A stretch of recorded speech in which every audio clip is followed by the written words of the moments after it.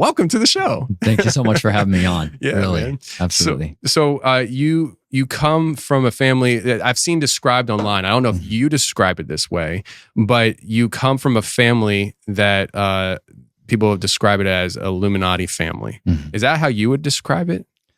That's not how I would describe it in the same way. I'll be honest. I think it's just a popular catchphrase that a lot of people are borrowing into. No, I come from a family that they believe they are descendants of the old gods. That's the best way to say it. That they believe that they are carriers of a seed line that gives them the divine right to rule. And that is what gives them justification spiritually, emotionally, psychologically, scientifically to dominate the lesser species known as humans. Humans literally means a lesser species of man. And they do not believe they are a human in the same way. They believe they are something other than.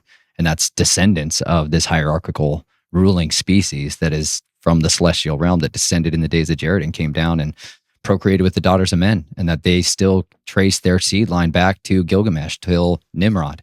And so this is what the dynastic families believe they have, is a superiority in their genetics on one side and the ability to commune with the divine. And so their children are progenitors of these, some might call them abreactions, mutations, these skills, psychic abilities, that kind of stuff, all variants of it. And so they raise up their children in this path with which involves a tremendous amount of shattering of the soul and the identity so that there's compartmentalization within, and it allows them the ability to train their child up in a way that makes them conducive towards the family. I call them the family. That's what I called them. You know, it's a better word for mafia than anything else. But no, we didn't call ourselves, like my family wouldn't ever call themselves Illuminists. Yeah. Right? They're Luciferian. That's for certain. They worship Hallel Ben Shahar, as he's really known, but different reasons than what people are ascribed to, you know. Interesting. All right. So I want you to start from the beginning of what your childhood was like and just walk us through this. But before you do, you just said something that I got to ask you before I forget.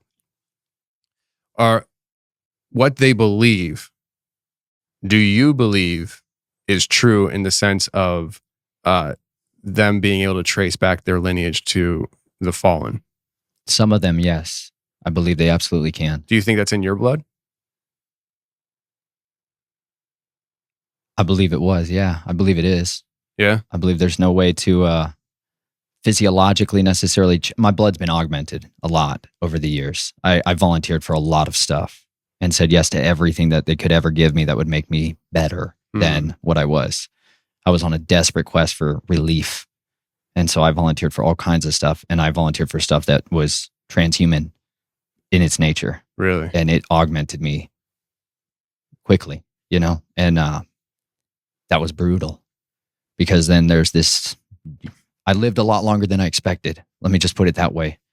I did not think I would ever see 18. Never even comprehended the idea that I would ever know a family that wasn't this other thing, where the powers of control and access were given through the abuse of children.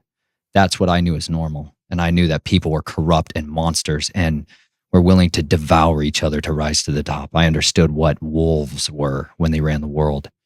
And so it was very hard for me to get to a place where I could believe that I could be redeemed, because I had witnessed enough of things in the families that make it seem like I am irredeemable forever.